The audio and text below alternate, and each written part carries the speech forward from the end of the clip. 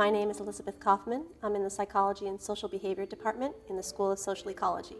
The main focus of my research is on adolescent development, how kids change, how they develop over time, and that really informs or provides the court with a foundation for better understanding how to treat kids within the system. So a lot of my work is on when should kids be tried as adults, are they competent to stand trial, what are the right responses that the justice system should have to kids during this developmental time period. So a lot of my research centers on if adolescents are so smart, why do they do such stupid things? A lot of kids end up making very immature decisions and better trying to understand what that disconnect is. So recent advances in neuroscience have shown that the brain is continuing to develop up until the age of 25. And that's particularly in the area of the prefrontal cortex, which is responsible for impulse control, planning, future orientation.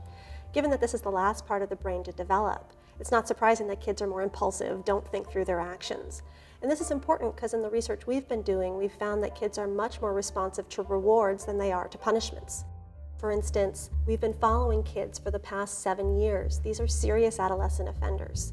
These are offenders who've committed very heinous crimes. And a lot of people think that if you've committed a serious crime, you must be a serious offender and that life is over, that this is a person that cannot be rehabilitated.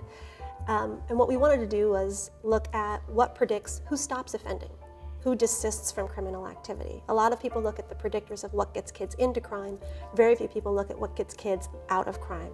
One of the things we know from our findings is that as kids mature, the more likely they are to stop offending. The most exciting way that I've seen my research impact policy is having the Supreme Court take up the issue of the death penalty for juvenile offenders. It's hard to believe that the United States was one of the last countries to still execute their children.